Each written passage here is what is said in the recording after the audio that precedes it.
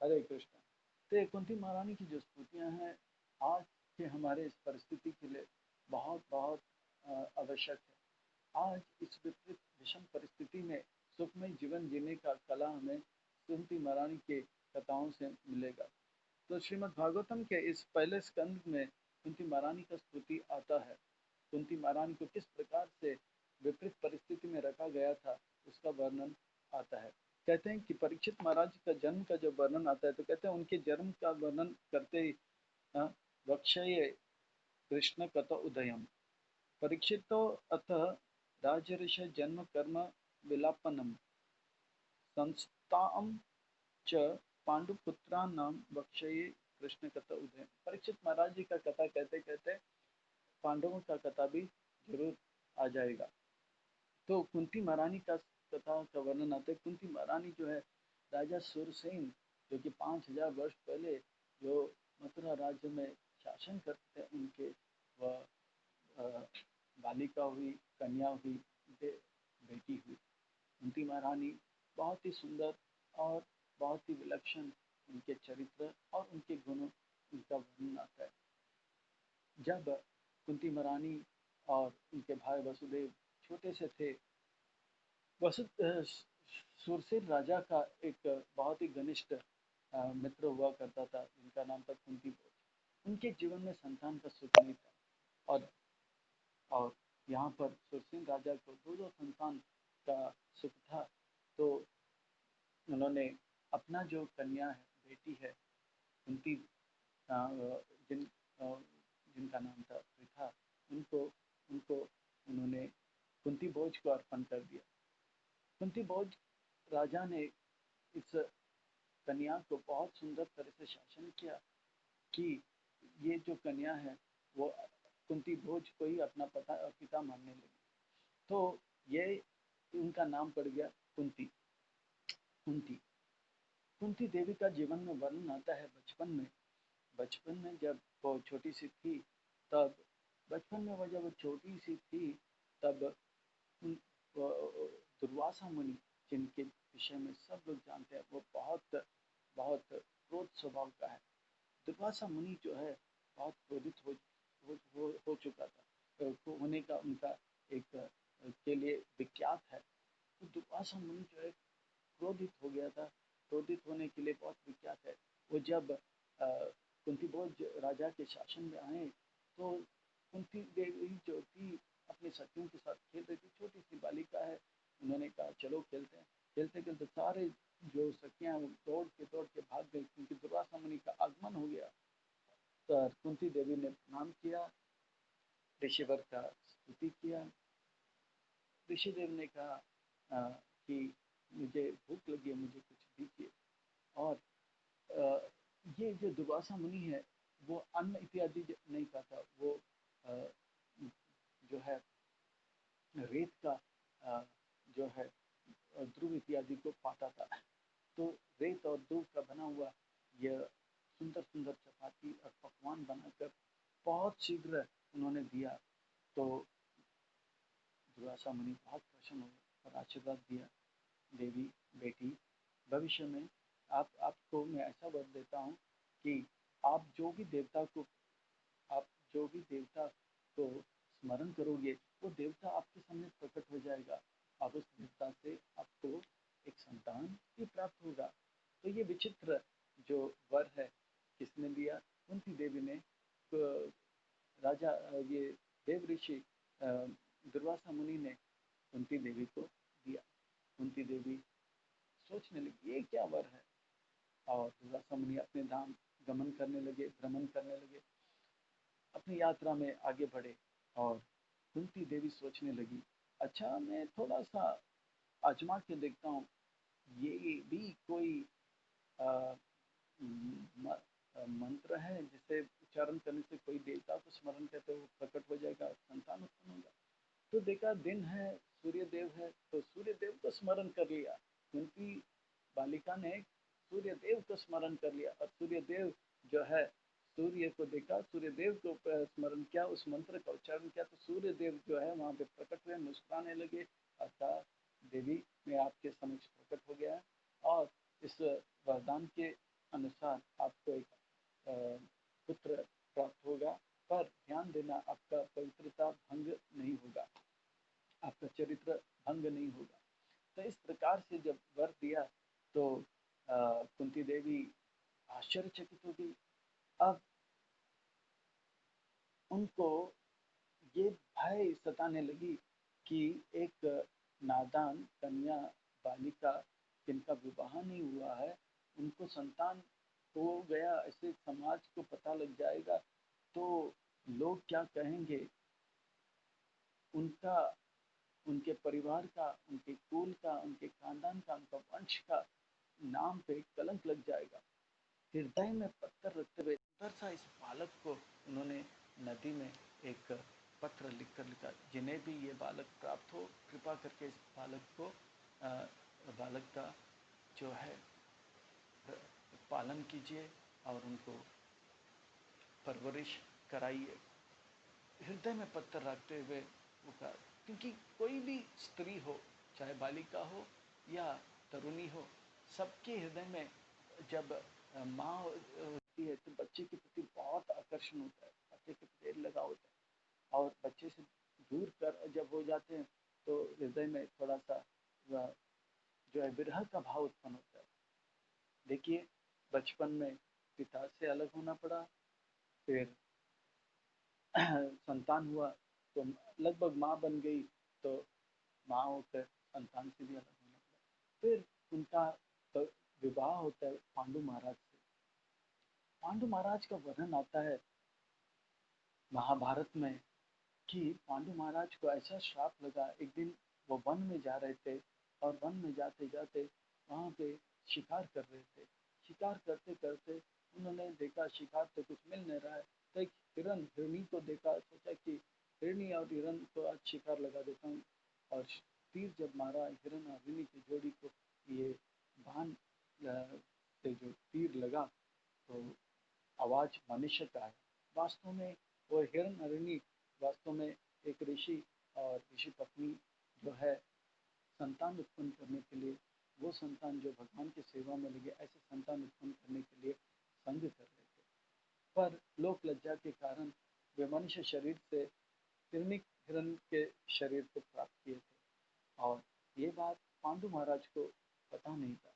और उन्होंने जब तीर मारा, देखा कि मनुष्य का आवाज आया और हिरणी ने कहा कि जिस प्रकार से हम जब संतान उत्पन्न करने के लिए शरीर एक संग कर रहे थे, हमारा मृत्यु हुआ, इसी प्रकार से राजन, आप जब संतान उत्पन्न करने के लिए स्त्री को स्पर्श करोगे, आपका भी जीवन अंत हो जाएगा। तो हिरण के मरने से हिरणी ने श्राप दिया, और इसी प्रकार से पांडु महाराज जो है तुरंत सावधान हो गया। वह तुरंत अपने राजपाट को छोड़कर वन की ओर प्रस्थान करने लगा, और वे वन की ओर जैसे प्रस्थान करने लगे तो कुंती देवी उनके पहले रानी हुई, और माद्री जो है उनके दूसरी रानी, वो भी बोले कि हम भी आपके साथ चलेंगे चलेंगे चलेंगे। अब जंगल में वो सब भजन कर रहे थे, भगवान का नाम ले रहे थे, हरे कृष्णा कृष्णा कृष्णा हरे हरे, हरे राम राम राम हरे हरे। जंगल में वे सब भजन कर रहे थे, भगवान का नाम ले रहे थे। ये भगवान का नाम और भजन करने से हमारा मन जो है शांत हो जाता है और किसी प्रकार का बुरा विचार नहीं आता। इसीलिए एक महान संत वैष्णव आचार्य गोविंद दास गाते हैं, भजहु रे मन श्री नंद नंदन, अभय चरण रविंद रे। भजहु रे मन श्री नंद नंदन, अभय चरण रविंद रे।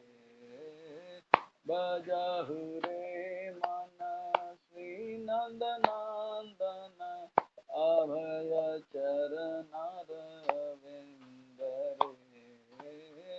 भजहु रे मन श्री नंद लाइव चालू है फेसबुक, ये नहीं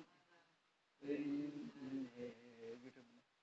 भजहु रे मन श्री नंदनंदन अभय चरण रविंद रे, भजहु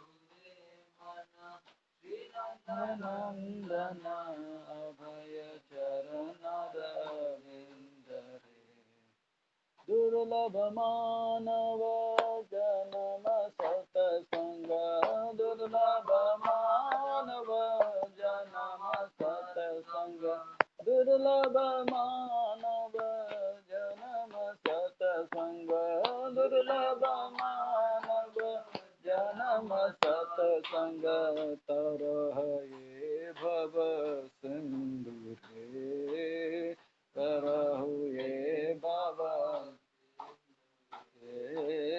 भजहु रे मन श्री नंदनंदन अभय चरण रविंद रे, भजहु रे मन श्री नंदनंदन अभय चरण रविंद रे, अभय चरण रविंद रे, अभय चरण रविंद। भगवान के भजन में लगे थे पांडु महाराज, कुंती देवी और माधुरी देवी। और समय बीतता गया, पांडु महाराज कुंती देवी से कहे, आपको दुर्वासा मुनि का वर है कि मंत्र उच्चारण करने से देवता प्रकट होंगे, देवता प्रकट होकर संतान उत्पन्न होंगे, हमारे इस वंश को, कुल को आगे बढ़ाना है, आप पुत्र, देवताओं से पुत्र उत्पन्न कीजिए, और आपका चरित्र जो है, आपका जो पवित्रता जो है वो भंग नहीं होगा, मैं इस बात के लिए आपको सहमति देता हूँ। कुंती महारानी ने कहा, नहीं नहीं, मैं ऐसा नहीं करूंगी, मैं ऐसा नहीं करूंगी। पर पांडु महाराज का आज्ञा था, और पांडु महाराज ने कहा, अगर आप मुझे प्रसन्न करना चाहते तो आप देवताओं से पुत्र उत्पन्न कीजिए, और ये पुत्र मेरे ही पुत्र माने जाएंगे। तो कुंती महारानी ने बड़े गंभीर हृदय से इस बात को स्वीकार कर लिया, और तब भी स्वीकार करने के बाद भी वो नकार रही थी। तब पांडु महाराज ने कहा, देवी, अगर आपको लगता है हमारा ये कार्य धर्म के विपरीत है, अगर ये काम भगवान को स्वीकार नहीं है, मैं जो कह रहा हूँ ये धर्म के विपरीत हो या भगवान को स्वीकार ना हो, तो ऐसा क्यों ना करती हो कि आप धर्मराज को ही स्मरण करो। अगर धर्मराज प्रकट हो जाए तो समझ लेना ये भगवान का ही एक योजना है, और धर्म से ये धर्म के अनुकूल है, ना कि धर्म के विपरीत है। तो कुंती महारानी ने कहा, ये बात ठीक है। तो उन्होंने मंत्र उच्चारण किया जो दुर्वासा मुनि ने उनको दिया, और दुर्वासा मुनि ने जो मंत्र उत्पन्न दिया था उसका उच्चारण करते ही वहाँ पे धर्मराज वहाँ पे प्रकट हुए, मुस्कुराने लगे और कहा, आप जो कर रही हो ये धर्म के अनुकूल है, आपका चरित्र, आपका पवित्रता भंग नहीं होगा, और क्योंकि इस दुर्वासा मुनि के जो इस वर के अनुसार आपको पुत्र मिले प्राप्त होगा, तो धर्मराज ने एक पुत्र सौंपा उनको, और वही पुत्र आगे जाकर बने ज्येष्ठ पुत्र युधिष्ठिर। युधिष्ठिर युधिष्ठिर युद्ध में भी जिसका मन भगवान में स्थिर रहता है, युद्ध जैसे विपरीत परिस्थिति में भी जिसका मन स्थिर रहता है, उन्हें कहते हैं युधिष्ठिर। युद्ध में बड़े बड़े पहलवानों का, हिम्मत वालों का जो है शरीर कांपने लग जाता है, इतना कोलाहल, इतना मारा मारी, इतना मारो काटो कि बड़े बड़े भी कांपने लग जाते हैं, है ना। साधारण व्यक्ति तो हम ऐसे दृश्य को देखकर घबरा जाएगा, उनका पैजामा जो है आगे से गीला और पीछे से पीला हो जाएगा, ऐसा भयावह। हाँ, भगवान को स्मरण करना तो दूर की बात है ना। उनको ये भी स्मरण नहीं रहेगा कि मैंने पैजामा पहना है, उसे उतारना चाहिए। फिर बाद में ये सब त्यागना होगा। पर इतना भय उत्पन्न होता है। पर ऐसे विपरीत परिस्थिति में जिसका मन स्थिर रहता है उसे कहते हैं युधिष्ठिर। फिर उन्होंने कहा, एक धर्मवान पुत्र तो हो गया, एक बलवान पुत्र को आप हमें तो उत्पन्न कीजिए, जन्म दीजिए। तो उन्होंने वायुदेव को स्मरण किया, तो वायुदेव वहाँ पे प्रकट हुए, उनको सुंदर सा पुत्र प्राप्त हुआ और उनका नाम था भीम। भीम हाँ, भीम यानी बड़ा बलवान भीम। उनको तो भीम का जब वर्णन आता है महाभारत में कि कुंती महारानी जो है एक चट्टान पे बैठकर भीम को अपने स्तन का दूध, भीम एक दिन का था या एक सप्ताह का था, तब एक भीम को उठाकर गोद में ऐसे बिठा कर रही थी। भीम को लेकर अपनी गोद में ऐसे लेकर हल्का सा उन्हें सुला रहे थे, तो उतने में एक बाघ आ गया, शेर आ गया, जंगल का राजा वनराज, और गरजने लगा। कुंती देवी भयभीत हो गई, इतनी भयभीत हो गई कि अपने दोनों हाथ जो है को उठाकर डरने लगी बचाव करके, और इतने में बच्चा जो हाथ में था वो चट्टान पे गिर गया। भागवत महाभारत में वर्णन आता है वो चट्टान जो था चूर चूर हो गया, टूट गया। तो भीम बच्चा कोमल, बच्चे के शरीर कोमल होता है, पर भीम इतना कोमल भी था और कठोर, ऐसा वज्र जैसा उनका शरीर था कि ये जो चट्टान था वो टूट गया, और चट्टान टूटने के कारण जो बाघ था वो भाग गया। छोटे सा बच्चा, भीम में कितना बल था, तो कहते हैं 10,000 हाथी जैसा बल था भीम के अंदर, भीम के अंदर। तो ये था भीम का। फिर उसके बाद वर्णन आता है उन्होंने इंद्रदेव को स्मरण किया, तो अर्जुन पुत्र के रूप में प्राप्त हुआ। अर्जुन का जन्म कहते हैं फाल्गुन पूर्णिमा या बसंत पूर्णिमा के दिन हुआ, तो जिसे हम लोग गौर पूर्णिमा भी कहते हैं। फिर माद्री देवी भी स्त्री है, हाँ, उनकी छोटी, हाँ, बहन जैसी है, और वो भी पत्नी है, उनको भी माँ होने का इच्छा होगा, तो उन्होंने मंत्र दिया उनको भी। उन्होंने स्मरण किया अश्विनी कुमार को, और उनसे 2 पुत्र हुआ, नकुल और सहदेव। तो इस प्रकार से 5 पांडवों का जन्म हुआ। 5 पांडव खेल रहे थे, कूद रहे थे, उनका परवरिश हो रहा था, वो जंगल में बड़े भी हो रहे थे। इतने में वर्णन आता है कि 1 साल बीत गया इस प्रकार से कि समय ऐसे बीत गया कि एक दिन की बात है, बसंत ऋतु का आगमन हुआ। पूरा जो जंगल था वो मंगल सा हो गया, सुंदर मंद वायु बह रही थी। मंद वायु के कारण फूलों से सुगंध भी बह रहा था। ये सब को देखकर, रमणीय वातावरण को देखकर पांडु महाराज के हृदय में रमन करने का मन किया। थोड़ा सा इस प्रकार सा विचार आ गया कि वो माद्री देवी को देखकर वो पूरी तरह से मोहित हो गया, और कहा कि अब वो माधुरी देवी के शरीर को स्पर्श करना चाहता। माधुरी देवी ने कहा ये ठीक नहीं, आपको पता है इस श्राप के अनुसार आपका शरीर छूट जाएगा। पर पांडु महाराज का जो मन जो है बेकाबू हो गया। उन्होंने माधुरी देवी को जैसे स्पर्श किया, तो उसी वक्त उस श्राप के अनुसार पांडु महाराज का शरीर छूट गया। ये अर्जुन का जन्मदिन था, और जन्मदिन के उत्सव में कुंती महारानी इत्यादि लगे हुए थे। पांडु और माद्री थोड़े अलग से हो गए थे, और यहाँ पे पांडु महाराज का भी रिपोर्ट हो गया। वहाँ पे इतना अर्जुन के इस जन्म उत्सव मनाया जा रहा था, और यहाँ पे सुंदर सा माहौल था, और हर्ष और उल्लास का एक वातावरण था। अब वही जो है पांडु महाराज का पुरमाव तिथि बन गया, और शोक का एक वातावरण बन गया। पांडु महाराज का अंतिम संस्कार होना ही था, तो कुंती देवी कहा कि अब मैं भी जो है अब अपने जीवन को समाप्त करने जा रही हूँ। तो कुंती देवी जो है सती होने के लिए गई। कुंती देवी जो है सती होने के लिए गई। फेसबुक में आवाज ठीक से कुंती देवी जो है सती होने के लिए गई, तो माद्री देवी ने कहा, कहा कि बहन आप सती होने मत जाइए, मैं सती होने जाऊंगी, क्योंकि मेरे कारण पांडु महाराज का ये हाल हुआ।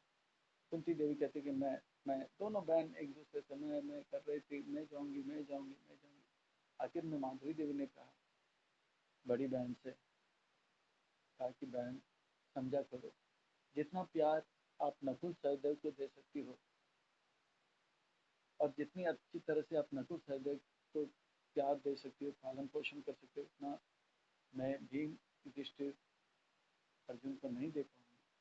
मैं अपने को अपना और आपके पुत्रों को पराया मानने लगूंगी और इस प्रकार से न्याय नहीं कर पाऊंगी। माँ का प्यार इन तीनों को नहीं दे पाऊंगी। पर आप में इतना उन्नत भक्ति और चेतना है कि आप अपने को अपना और मेरे बच्चों को भी अपनों से ज़्यादा प्यार दे पाओगे, इसलिए आप ही रहिए, मैं सती हूँ। और माधुरी देवी जो है पांडु महाराज के जलता हुआ शरीर जो है दाह में, स्व में, वो अंतिम संस्कार में वो भी शामिल हो गई और उनका भी अंत हो गया। ये सती का विधि को सुनकर लोग हैरान हो जाते हैं, हम लोग बता जाते हैं। सती के विधि के बारे में आज कोई बात नहीं करना चाहता है और सुनना की बात तो दूर है ना? क्योंकि आजकल इस प्रकार का प्यार पति पत्नी में पाया नहीं जाता। पहले ऐसा वर्णन आता है कि पति का विरह का अग्नि इतना सताने लग जाता है कि वो शव का जो अग्नि चल रहा है, अंतिम संस्कार का में जो अग्नि चल रहा है, उसका अग्नि का ताप बर्फ जैसा होता है। और देवी जो है विरह का अग्नि इतना है कि उसमें कूदने के बाद भी यह अग्नि उनको कुछ बिगाड़ नहीं सकती, शरीर को जला सकती है पर उनका उसका ताप जो है उनका कुछ नहीं बिगाड़ सकती। ऐसा वर्णन आता है कि ये कुछ यही कुछ 30 साल पहले वृंदावन बरसाना, गोवर्धन और बरसाना के बीच में एक गांव में एक दंपति रहती थी। पतिदेव का देहांत हुआ तो पत्नी जो है, ये सच्चा घटना है, लगभग 30 साल पहले की, वो अपने शरीर सशरीर उस अग्नि में गए और उन्होंने चीखा नहीं, चिल्लाया नहीं और बड़े शांत मन से पतिदेव का स्मरण करते हुए उनका भी हरि बोल। यह है सती। वो तब होता है, इतना प्यार तब होता है जब उनका जीवन पवित्र है। स्त्री के लिए अपना पति ही केवल अलावा और कोई पुरुष नहीं, इस प्रकार का जब भाव रहता है तब ये सती करना आसान है। आज सती के बारे में चिंता करना, सोचना भी बहुत कठिन है। पति देव ऑफिस चला जाता है, यहाँ पत्नी देवी जो है टेलीविजन ऑन कर लेता है और अनेक अनेक पुरुषों का, हाँ, छाया गीत, चित्र गीत, फिल्मों में पुरुषों का दर्शन कर लेते हैं, तो उनके अंदर वो पवित्रता नहीं रहता। इसीलिए सती के बारे में आज कोई जानते भी नहीं, बात करना और सुनने की बात तो दूर है। तो यह है पवित्र सती माद्री देवी का। और कुंती देवी जब 5 पुत्रों को लेकर वापस जब आते, अब आता है असली परीक्षा। अब देखिए कुंती महारानी के जीवन में कितना दुख है। जैसे ही वो जन्म लिए तो उनके पिता से उनको अलग पढ़ना जाना पड़ा, और जैसे ही वो छोटा सा थोड़ी सी जवान हो गई, उनको अपने पुत्र से उनको अलग होना पड़ा। और अब उनका विवाह हो गया तो पति से अलग होना पड़ा। और जैसे ही वो हस्तिनापुर वापस आए, धृतराष्ट्र और द्रुप जो थे वो लोग उन पर लांछन अब डालने लगे। ये स्त्री जो है, उनके एक नहीं, दो नहीं, तीन तीन बच्चे कैसे हो सकते हैं? पांडु महाराज को श्राप है कि वो कोई स्त्री को स्पर्श करे तो उनका हरिबोल हो जाएगा, उनका मृत्यु हो जाएगा। तो ये स्त्री का एक नहीं, दो नहीं, पांच पांच हुआ है। अर्थात ये स्त्री जो है बहुत ही दूषित स्त्री है, इनका चरित्र जो है बहुत ही निकृष्ट है। ये जो है बहुत ही गंदे चरित्र वाली चरित्रहीन स्त्री है। कामुकता से बढ़ते हुए संतान को उत्पन्न किए और इस प्रकार से 5-5 पुत्र लेकर अब हमारे राज्य के ऊपर, हमारे शासन के ऊपर, इस राजमहल में आने का प्रवेश कर रही है। तो इस प्रकार से कुंती देवी को की मन की स्थिति को आप जान सकते हैं। एक तो पति का विरह उन्हें सता रही, और यहाँ पर लोग जो हैं धृतराष्ट्र एंड पार्टी, हाँ वो लोग अनाप शनाप अलग अलग गंदे बातें बोल रहे हैं।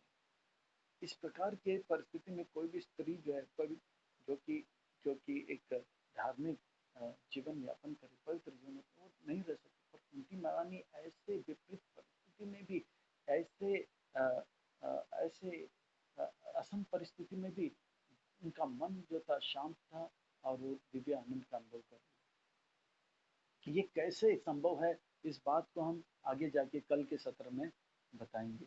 इसके बाद हम देखते हैं कि इतना ही नहीं, उनको कभी वन में जाना पड़ा, तो कभी उनको उनको जंगल में जाना पड़ा, कभी वन महल में तो कभी जंगल में।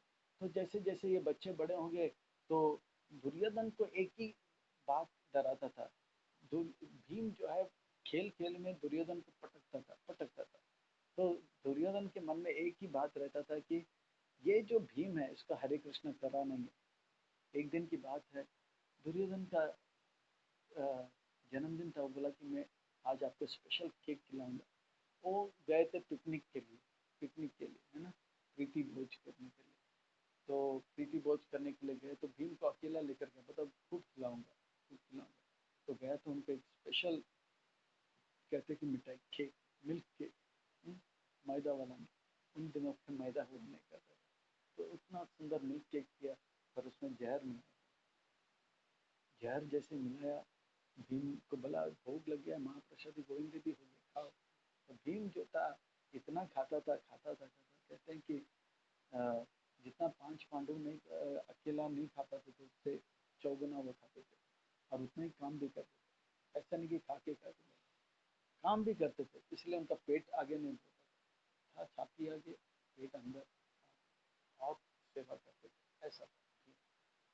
तो भीम ने खाया, तो जैसे ही खाया उनका हरिबोल हो गया, नशा आ गया और बेहोश हो गया। और बेहोशी की अवस्था पर भीम को उठाया, इस गंगा के जल पर उनको हरिबोल कर दिया, और ये लोग गायब हो गए। और बोलने लगा, भीम जो है नदी में डूब गया, भीम रोने लगे। और सब लोग भीम का जो तिरुभाव का यहाँ पर कार्यक्रम आरंभ कर दिया। अब देखिए कुंती महारानी अकेली स्त्री, उनके मन में क्या चलता है। वो अंतकूप में, अंत अंदर वाले जो राजमहल के स्त्रियों के लिए जो कमरा है, वहाँ पर शोक में भगवान के स्मरण कर रही है, और भगवान को स्मरण करते करते भगवान के रक्षा के लिए प्रार्थना कर रही है। यहाँ पे भीम जो था जहरीला, जो जहर खाने के कारण मृत्यु की ओर का शरीर जाना था, तो इतने में पानी में जब बह रहा था, तो कहते हैं कि उनके पानी में जहरीले सांप जो थे, वो जहरीले सांप जो थे उनको जाके डसने लगे। और कहते हैं कि जहर जहर को निकाल देता है। तो जब सांप ने जहर जहर काम का जहर जब इनके शरीर पे गया, अंदर वाला जो जहर था वो उसको उसको फीका कर दिया। तो भीम के अंदर अब जान में जान आ गई। तो ये सांप लोग सोचने लगे, हम लोग जब डसते हैं तो जहर जाता है तो लोग बेहोश होता है, ये बेहोश था, अब हम जहर से डसने लगे तो और बेहोश होने के बदले ये तो जाग रहा है। और भीम के पास पहले से 10,000 हाथी का बल था, तो इन सांपों को पीट रहा था। बाकी जो सांप जो दूर थे वो लोग भाग गए, और सीधे सांपों का जो राजा था, राजा वासुकी, उनके पास गए। बोले एक अद्भुत व्यक्ति आया, बड़ा विलक्षण उसका व्यवहार है, था बेहोश, और जब हमने डसा तो होश आ गया और हमको पीट रहा है। तो वासुकी नाग ने कहा, जाओ इसको बलवान कुछ सांपों को भेजा, फिर अरेस्ट करके ले गए। तो भीम छोटा सा बालक था, पानी के अंदर डूब रहा था, मार भी रहा था। अब ये बड़े बड़े सांप जाके उनको पकड़ लिए, लेकर आए वासुकी के दरबार में। जब लेकर आए, कहते हैं कि भीम का नाना जी भी वासुकी के दरबार में रहा करते थे। और भीम के नाना को जब पता लगा कि ये तो पूछा, कौन हो तुम? तो कहा कि मैं पांडुपुत्र भीम हूँ। था, बोला पांडुपुत्र भीम, यानी कि मेरे, हाँ, उनके जो नानन जी था उनको पता, ये तो हमारे वंश में आता है। तो वासुकी नाग और उनके नाना जी में बहुत मैत्रीता था। तो बोला कि ये तो हमारे पोता लगता है। पोता लगा तो बोला तो इनका साथ क्या करे, बोला इनके साथ क्या अपना जैसा व्यवहार करे। तो बोला इनको ठाट बाट के साथ बिठाओ और उनको गहने पहनाओ और अब उनको खातिरदारी करो। उनका स्वागत हुआ सुंदर सा। अब भीम जो था बहुत खिलाया पिलाया, वहाँ पे भी वो आनंदित हो गया। और भीम से कहा जाते जाते अब आप कुछ लेकर जाए, यहाँ का जो सबसे स्पेशल आइटम है वो है अमृत। एक एक अमृत में, हाँ एक एक गड़ा में 10,000 हाथी का बल है। तो 10 गड़ा रख दिया, बोला पियो पियो खूब पियो।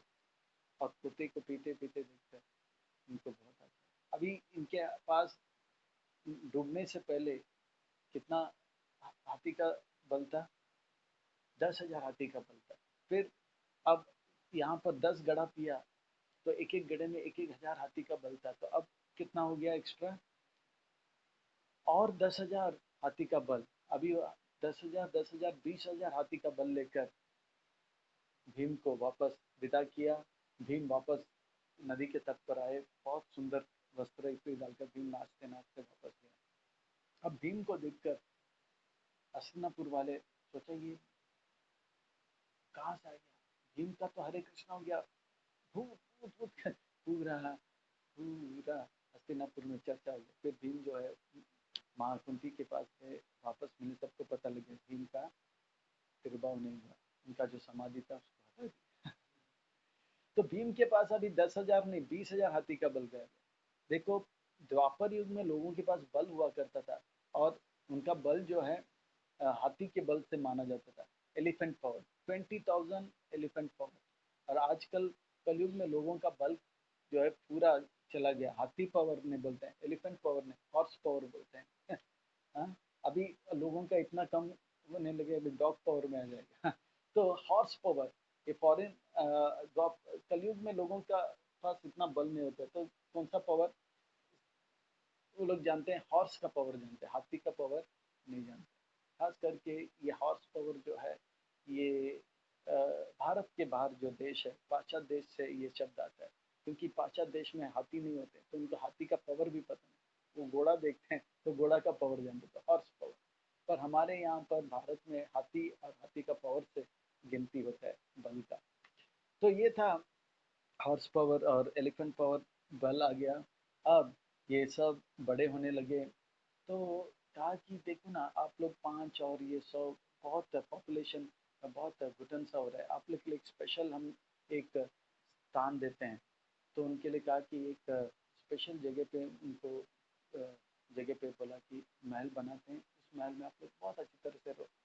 और ये महल जब बन रहा था तो कहते हैं कि इस महल को लाक्षस से यानी कि मोम से बनाया था। और अग्नि लगाने की देरी है, अग्नि लग गई, सारी दीवार सब जलकर राख हो जाएगा, अंदर जो होंगे वो भी जलकर राख हो जाएंगे, हरे कृष्णा हो जाएगा। तो कहा कि आप उस महल में रहो। तो जब कुंती महारानी ने कहा ठीक है तो चली। पर जाते जाते विदुर जी जो था उस सभा में युधिष्ठिर महाराज को बुलाया, बोला बेटा आप लक्षा आप जा रहे हो जिस महल में, तो इतना ध्यान देना कि जब जंगल में आग लगता है तो चूहा क्या करता है, चूहा क्या है, सुरख में जाता है और सुरख के इस तरफ से अंदर जाता है, सुरख के उस तरफ जहाँ पे आग नहीं है वहां से निकल जाता है। और कहते हैं कि ये संस्कृत में नहीं बोला, अगर संस्कृत में बोला होता तो दुर्योधन धृतराष्ट्र पार्टी सुन लेता। तो कहा उन्होंने एक मलिच भाषा में बात कहा,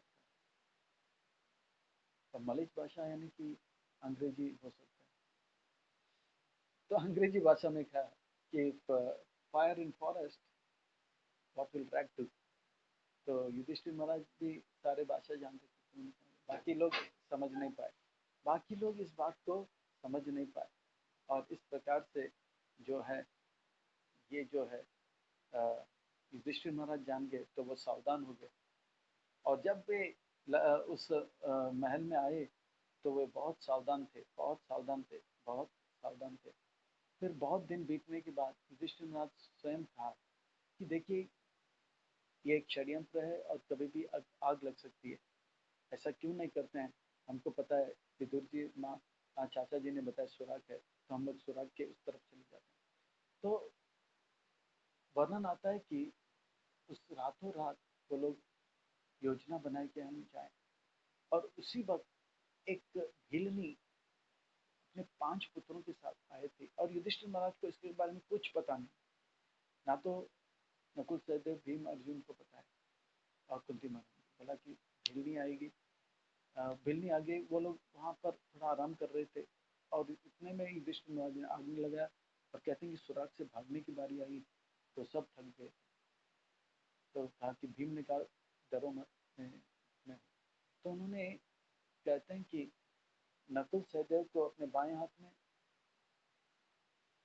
और युधिष्ठिर और युधिष्ठिर और अर्जुन को अपने दाएं हाथ में, और अपनी माँ को अपने बाएं कंधे में बिठाकर दौड़ने लगे। इतना बल था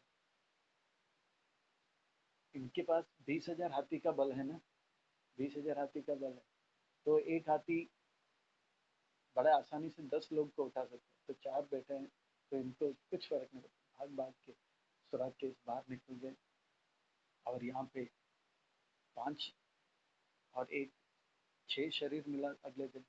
तो पूरे हस्तिनापुर में फ्लैश हो गया, मोबाइल में, इंस्टाग्राम में, फिर फेसबुक में, फिर ईमेल में, हेडलाइंस में, हाँ, न्यूज़पेपर में हेडलाइंस आ गया कि 5 पांडव कुंती महारानी सहित हरिबोल हो गया, तिरवा हो गया, और उनका तिरवा का जो है समारोह मनाया जा रहा था। और कुंती महारानी ने कहा चलो हम लोग अभी चुप कर रहते हैं, हम लोग जो है बाहर। तो इतने जब ऐसा जब हो रहा था, तो वर्णन आता है कि ये लोग जो हैं इस प्रकार से वन में जो है छुप गए थे। और इस प्रकार से देखो, कुंती महारानी के जीवन में इतनी बार कष्ट आए, पर उन कष्टों से बचते निकले, वापस वे चुप चुप के अलग अलग जगह पे जा ही रहे थे। तो वर्णन आता है कि एक दिन कुंती महारानी जो है, कुंती महारानी जो है व्रत रखी थी, और अर्जुन इत्यादि जो है गए थे बाहर। तो इसमें में वर्णन आता है कि द्रौपदी का जो है, द्रौपदी का वहाँ पर जो पति स्वीकार करने के स्वयंवर का जो है योजना था, अनुष्ठान था। और ऐसा स्पर्धा था कि ऊपर छत पे एक एक मीन रखा था, और वो मीन जो था घूम रहा था ऊपर छत पे। एक मीन है, मरा हुआ मीन, वो घूम रहा है, और उस घूमते हुए मीन को तीर से छिद्र करना था, मारना था। पर ऊपर नहीं देखना, नीचे जल है, उस जल में उस मीन का जो प्रतिबिंब है उसे देखकर छोड़ना था। हाँ, जो प्रतिबिंब को देखकर उसको मारना था। तो इस प्रकार से ये जो प्रतिबिंब को देखकर मारने में सब लोग फेल हो गए। कर्ण उठा था, तो द्रौपदी ने कहा इस स्पर्धा में केवल ब्राह्मण और क्षत्रिय आ सकते हैं, पर हम इनको स्वीकार नहीं करते। तो इतना बोला तो कर्ण को बहुत बुरा लगा, चल पड़े, और इस बात को वो कभी भूले नहीं, क्योंकि ये स्पर्धा ही था क्षत्रियों के लिए और ब्राह्मणों के लिए। अब अर्जुन जब आया तो बड़े आसानी से नीचे देखकर, तो वहाँ पर देखा कि ये लोग ब्राह्मण के रूप में घूम रहे थे। तो बोला कि ब्राह्मण को हम अपनी बिटिया नहीं देंगे, क्षत्रिय का देंगे। तो इस प्रकार से जब हल्ला गुल्ला होने लगा, फिर बाद में उनको पता लगा कि ये जो है ब्राह्मण में वास्तव में क्षत्रिय 5 पांडव। फिर वापस जब हस्तिनापुर आए, तो फिर से हल्ला गुल्ला हो गया, अरे ये लोग वापस आ गए। तो उनका जो समाधि था वो समाधि को फिर से तोड़ दिया। तो अभी 5 पांडव द्रौपदी द्रौपदी के साथ है। ये द्रौपदी का जब वर्णन आता है तो कहते हैं कि द्रौपदी एक स्त्री है और 5 पति और पांचों को खुश रखती थी। अब द्वारिका में आगे जाकर वर्णन आता है कि कृष्ण भगवान के 16,108 पटरानी हुई, और 16,108 पटरानी होने पर भी एक पति, और 16,108 पटरानी पर इन सब के साथ होते हुए भी वो एक पति को संतुष्ट नहीं रख पाए। वो राधे राधे, ललिते, विशाखे, सखी करके गोपियों का नाम लेते थे। तो एक दिन सारे भागवत में वर्णन आता है कि सारे गोपियां, सारे पटरानी जो है एक मीटिंग रखते हैं और वो द्रौपदी से कहते, हम 16,108 और एक पति को पूरी तरह से संतुष्ट नहीं रहे, आप एक एक नहीं, दो नहीं, तीन नहीं, 5 को अकेले संभाल रही हो, अपने बस में रखियो, क्या रहस्य है। तो इसका वर्णन आता है भागवत में। तो द्रौपदी के साथ जब वे गए तो वर्णन आता है कि ये जो है दुर्योधन उनको पासा खेल के में लाते हैं और कहते हैं कि जो पासा में जो जीतेगा वो सब कुछ रखेगा, बाकी जो हारेगा। इस पाशा के खेल में युधिष्ठिर महाराज को बुलाते, युधिष्ठिर महाराज स्वीकार कर लेते हैं पाशा का खेल होता है। इसमें वे दाव पे दाव, दाव पे दाव पे दाव लगाते गए, यहाँ तक कि द्रौपदी का भी वर्णन होता है। द्रौपदी को भी जब दाव पे लगाया गया था तो द्रौपदी दाव हार गए, तो द्रौपदी को कहते हैं कि आप सब जानते हैं किस प्रकार से दुशासन खींच रहा है। द्रौपदी अपनी लाज बचाने के लिए, अपने न्याय मांग रही थी कि अपनी रक्षा के लिए जो भीष्म पितामह, द्रोणाचार्य,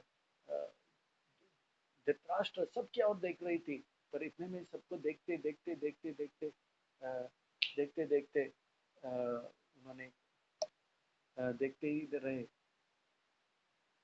सबको देखते रहे, पर कोई टस मस नहीं, क्योंकि दुर्योधन का बहुत भय था वहाँ पर, दुर्योधन का प्रभाव भय था। इतने में कृपाचार्य की ओर देखा तो कृपाचार्य ने इशारा किया, इधर उधर देखती क्यों है पगली, इधर उधर देखती क्यों नहीं क्यों पगली, क्योंकि बचाने वाला कोई नहीं है। जब खतरा जीवन में आता है, संकट जीवन में आता है, समस्या जीवन में आता है, तो कोई बचा नहीं पाएगा, बचाने वाला एक ही है और वह है ऊपर वाला। और इशारा किया, क्योंकि दुर्योधन का वहां पर प्रभाव था, भय था, पर कहते ना समझदार को इशारा काफी है। तो द्रौपदी समझ गई और तुरंत उन्होंने कृष्ण का स्मरण किया, और कृष्ण का स्मरण किया, द्वारिका से आए और एक अद्भुत विलक्षण अवतार लिए, साड़ी का अवतार लिया। दुशासन जो कि बहुत ही हाथी, 10,000 हाथी का बल रहता था, खींच रहा था खींच रहा था खींच रहा था, फिर देखा साड़ी पे साड़ी, साड़ी पे साड़ी, साड़ी पे साड़ी, साड़ी पे साड़ी आ रहा था। तो देखा ये साड़ी है कि नाड़ी है, नाड़ी है कि साड़ी है, करके वही बेहोश होकर गिर पड़ा। और इस प्रकार से सुंदर जो है द्रौपदी का, देखिए ये खबर पहुंच गया कुंती महारानी के पास। वो भयभीत हो गई कि उनकी जो बहू है उनका लाज जो है खतरे में, तो वो अकेली क्या करती। पर कहते हैं कि कुंती महारानी इतने कष्ट क्लेश परिस्थिति में जाते हुए भी वो कष्ट क्लेश जो है उनको स्पर्श नहीं किया। हर परिस्थिति, हर संकट से वो पार हो गई, और उनका मन हमेशा शांत नहीं, परम पर एकदम प्रशांत था और आनंद में था। तो इतने सारे समस्या मेरे ख्याल से इस ब्रह्मांड में, इस भौतिक जगत में एक व्यक्ति के साथ कभी नहीं हुआ, पर इतना सारा कष्ट हुआ। कुंती महारानी का नाम ही पड़ गया कुंती। तो इतने सारे क्लेश पाने के बाद भी वो इतनी प्रसन्न कैसे लग रही है, ये सब जो है आगे जाके फिर से जुआ खेला जाता है, फिर वापस उनको वन में भेजा जाता है। 13वां साल में वन जो है वो लोग अज्ञातवास में होते हैं, फिर वापस विराट राज्य से वो वापस आ जाते हैं। बोलते हैं कम से कम 5 गांव दीजिए, ये भी नहीं हुआ। शांति का जो प्रस्ताव था वो भगवान लेकर गए, उसको भी स्वीकार नहीं किया गया था। फिर युद्ध हुआ, इस युद्ध में भी देखिए 5 पांडव जो है वो वापस आए और बाकी सब जो है मारे गए। तो कुंती महारानी के जीवन में इतने सारे कष्ट है, पर कष्ट जो है उनको स्पर्श नहीं कर पाया। तो इसके पीछे रहस्य क्या है, ये सब जो है हम कुंती महारानी के इस कथाओं के माध्यम से, उनके शिक्षाओं के माध्यम से सीखने के एक अद्भुत विलक्षण शिक्षा कुंती महारानी देने वाली है, जो हमारे लिए बहुत जरूरी है। आज का जो समय है महामारी का बार और अंदर जो मारामारी मन में हो रहा है, उस सबसे उसके प्रभाव से दूर होने के लिए कुंती महारानी की शिक्षा बहुत आवश्यक है, बहुत आवश्यक है, बहुत आवश्यक है। तो आइए आप सब कथा को आगे हम आगे बढ़ाएंगे। ये जो श्लोक है 12, ये जो श्लोक है 12, उसके बाद जो 13वें श्लोक से हम कल देखेंगे। यदा यदा मृदे कौरव संजयानां वीरेषु अतो वीरगतं गतेषु वृकोदर आविद गदा अभिमर्श भग्न ऊर्ध्वदण्डे धृतराष्ट्रपुत्रे भर्तुप्रियं द्रोणी इति स्म पश्यन् कृष्णासुतानां स्वपतां शिरांसि उपहरात् विप्रियाम् एव तस्य जुजुप्सितं कर्म विगहयन्ति। बहुत सुंदर।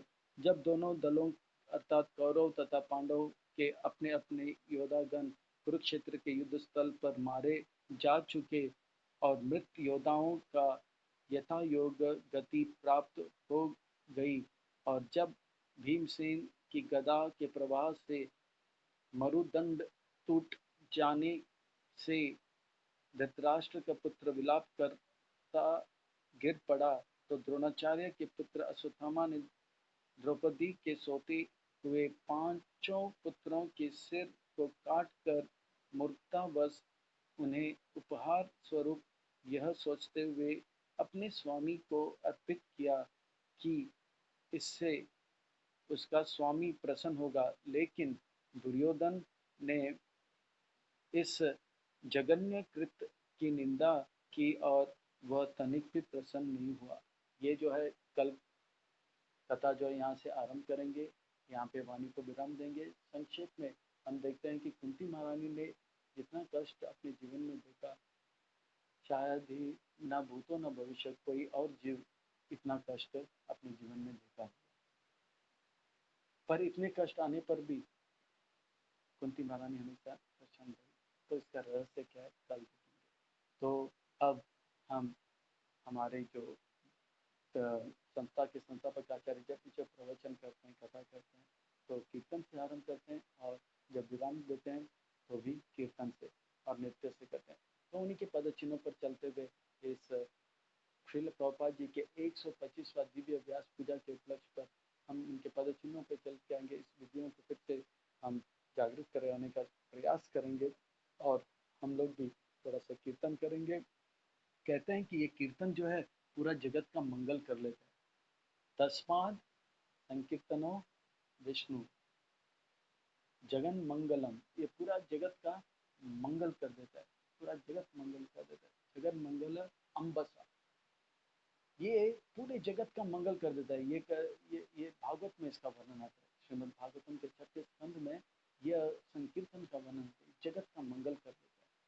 हम जब यहाँ पे हरिनाम करते हैं, हमारे हाथों से जो तालियों का तरंग निकलते हैं, वो तरंग भूलों के जीवों का उद्धार कर देता है ना। तो आइए हम परोपकार का एक बहुत बड़ा कार्य करने वाले हैं। और देखिए, परोपकार जब करते हैं तो धन जो है देना पड़ता है, भूखे को भोजन इत्यादि देते हैं तो धन देना पड़ता है। तो देखिए, ये परोपकार का इतना बड़ा कार्यक्रम करने वाले हैं, और इसमें एक पैसा भी नहीं देगा, और कर भला तो वो भला हो जाएगा। एक सूत्र है, अगर हम अपना भला चाहते हैं तो हमको औरों का भला करना होगा, औरों का भला करने के लिए परोपकार करना होगा। परोपकार के लिए धन लगता है, पर देखिए ये कीर्तन में कोई धन नहीं, फिर भी परोपकार का बड़ा कार्य होगा। कर भला तो वो भला हो जाएगा। इसीलिए निसंकोच होकर खुले हृदय से, पवित्र हृदय से इस संकीर्तन में भाग। मैं कहूंगा हरि बोल, आप बोलेंगे हरि बोल, मैं बोलूंगा हरि बोल, आप बोलेंगे हरि बोल, मैं बोलूंगा हरि बोल, आप बोलेंगे हरि बोल, और हाथों से ताली बजाएंगे। जब हम हाथों से ताली बजाएंगे और हरि बोल बोलेंगे, भूलोक में जितने भी जीव है उनका उद्धार होगा, मंगल होगा, उनका हित होगा, उनका कल्याण होगा। सब लोग तैयार है? तो आइए, हरि बोल, हरि बोल, हरि बोल, हरि बोल, दाई बोल, हरि बोल, हरि बोल, हरि बोल, बोल हरे कृष्ण कृष्ण कृष्ण कृष्ण हरे हरे, हरे राम राम राम हरे हरे, हरे कृष्ण कृष्ण कृष्ण हरे हरे, राम राम। बोलो बोलो बोलो बोलो बोलो, हरे कृष्ण कृष्ण कृष्ण हरे हरे, हरे राम राम राम हरे हरे, हरे कृष्ण कृष्ण कृष्ण हरे हरे, हरे राम हरि बोल हरि बोल हरि बोल हरि बोल, हरि बोल हरि बोल हरि बोल, हरे कृष्ण कृष्ण कृष्ण हरे हरे, हरे राम राम हरे हरे, हरे कृष्ण कृष्ण हरे हरे, हरे राम हरे कृष्ण कृष्ण कृष्ण हरे हरे, हरे राम राम हरे हरे, हरे कृष्ण कृष्ण हरे हरे, हरे राम हरि बोल हरि बोल हरि बोल हरि बोल, निताय गौर हरि बोल हरि बोल हरि बोल हरि बोल। कैसा लगा आप सबको? क्योंकि कर भला तो हो भला हो गया, और परोपकार का इतना बड़ा कार्य हो गया। आप जेब से एक पैसा नहीं गया, आप जेब चेक कीजिए। आप तो अगर ऑनलाइन गए हो तो ऑनलाइन भी चेक लीजिए।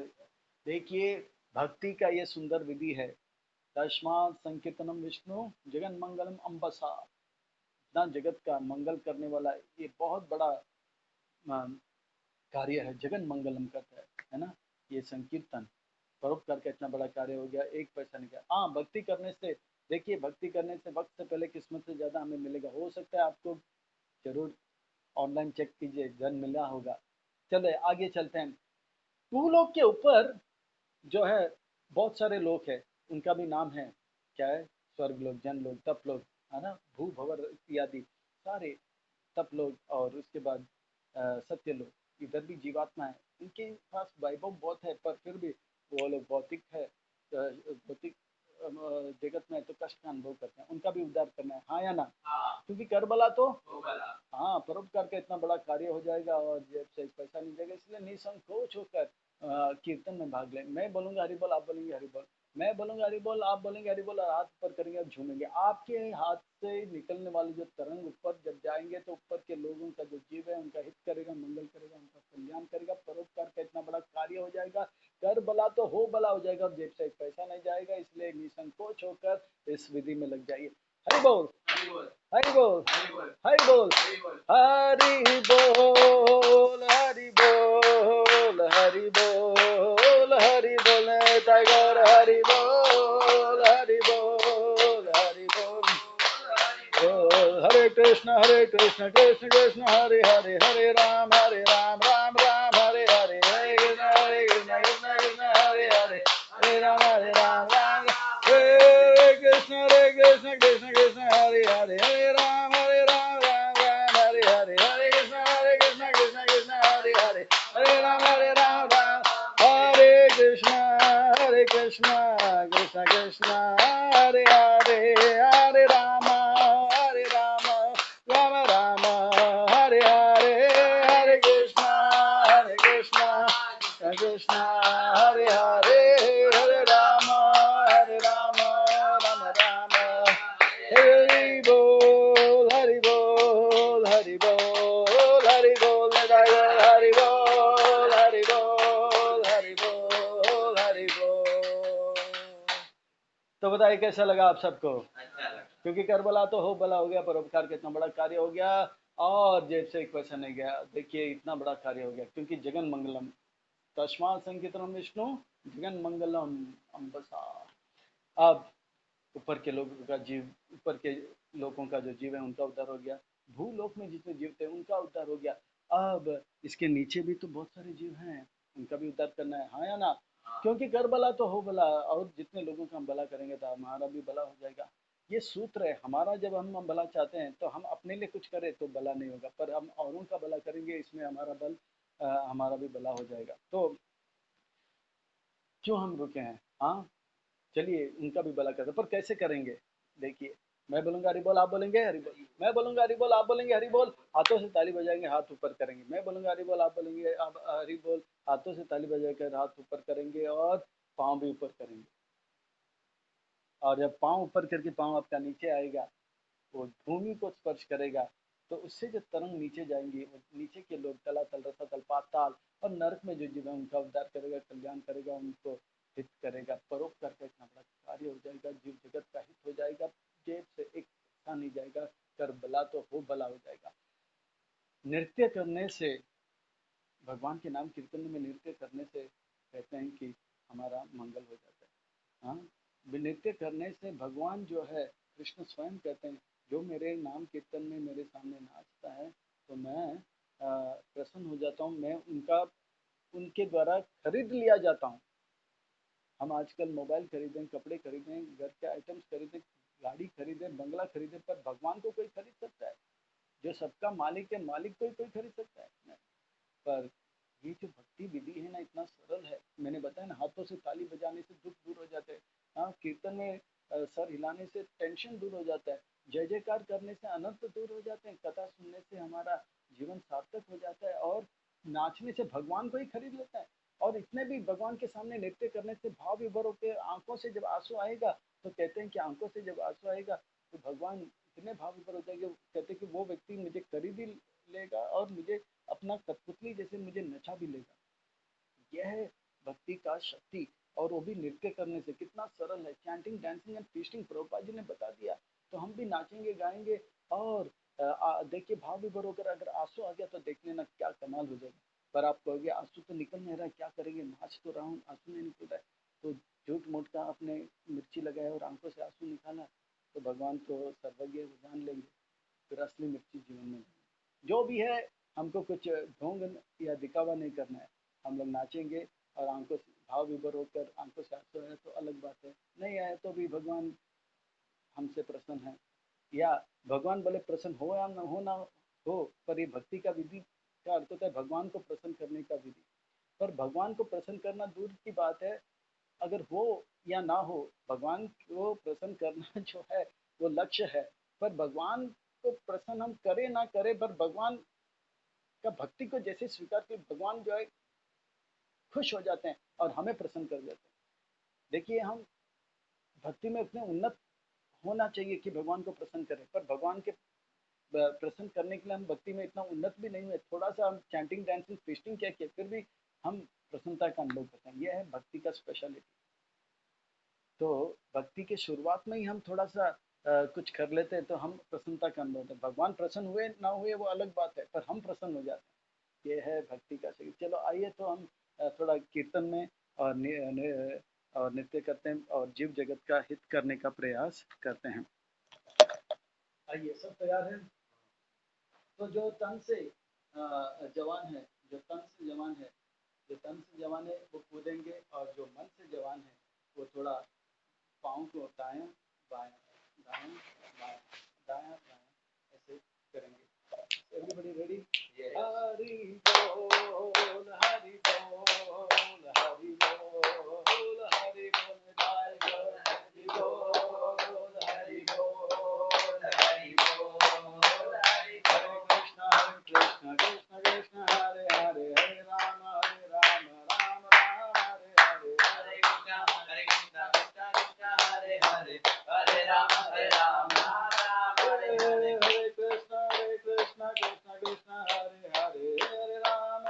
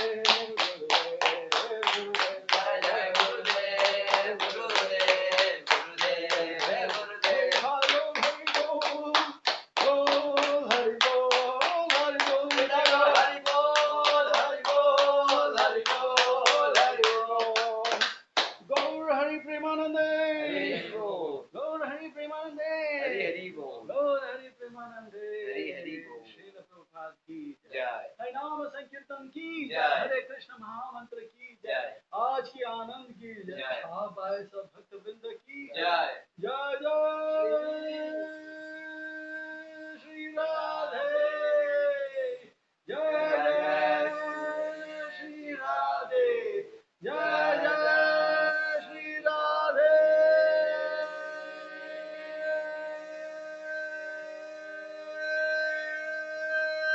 श्याम सबको मिले श्री वृंदावन।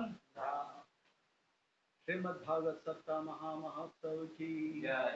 श्रील प्रभुपाद दिव्य व्यास पूजा माम श्रील प्रभुपाद दिव्य 125वां व्यास पूजा महोत्सव की जय। निताय गौर हरि प्रेमानंदे। तो मैं बहुत आभारी हूँ आप सब भक्तों का। आप सब बड़े प्रेम से स्नेह से ध्यान से श्रवण करते आ रहे हैं और विशेष रूप में देव ऋषि प्रभु का हम बहुत आभारी हैं। उन्होंने यह भागवत का अनुष्ठान का संकल्प लिया है। उनके चचेरे भाई रण सिंह जी के आत्मोन्नति हेतु ये भागवत का अनुष्ठान है। जरूर उनका आत्मोन्नति होगा, राय नहीं है। देव ऋषि प्रभु का हम इसलिए भी आभारी हैं कि दिसंबर के महीने में उन्होंने 6 तारीख से 12 तारीख तक भागवत का अनुष्ठान रखा था और इसलिए 2020 के फरवरी मार्च से मुझे वो कह रहा था कि होगा होगा होगा होगा होगा और मैंने हाँ बोल दिया, टालने के लिए हाँ बोल दिया। अब मुझे पता था दिन जब नजदीक आएगा तो मैं ना बोलूँगा। तो उनके अंदर जो उत्साह था, करना आने के बाद भी उन्होंने उत्साह के साथ फल को कुछ करना किया। और ये कार्य तो अनहोनी मानने की असंभव कार्य को संभव होते हुए और जब दिसंबर 1 तारीख आया 2 तारीख आया तो मैंने ना कर दिया तो क्योंकि उन्होंने कहा मैंने क्या तो मैं ठीक है कर ही लो। और जब कौन सा कथा किया तो मुझे लगा कि ये कथा करना मेरे लिए स्वाभाविक है, मैं कर सकता हूँ। तो मैंने यह निर्णय लिया कि 2021 जो है प्रभुपाद जी के 125वां दिव्य व्यास पूजा के उपलक्ष्य पर हम 52 सप्ताह में भागवत सप्ताह ये दूसरा भागवत सप्ताह है। ये ऋषि प्रभु का मैं कहा कि उनके भाई का चचेरे भाई का जो है निधन हुआ तो हमने कहा कि उनके आत्मोन्नति के लिए कथा आयोजन होना चाहिए, अनुष्ठान होना चाहिए। तो इसका संकल्प देव ऋषि बहुत धन्यवाद। तो आप सब भक्तों से निवेदन है कि आप लोग बड़े साथ दिया, आप देते रहिए और आने वाले जो 6 दिन की कथा जो है से आगे बढ़ाएंगे और सीखेंगे किस प्रकार से इस विपरीत परिस्थिति में परम सुख का अनुभव करें। हरे कृष्णा कृष्णा कृष्णा हरे हरे, हरे राम राम राम हरे। श्रीमद् भागवत सप्ताह महामहोत्सव की जय। प्रभुपाद 125वां दिव्य व्यास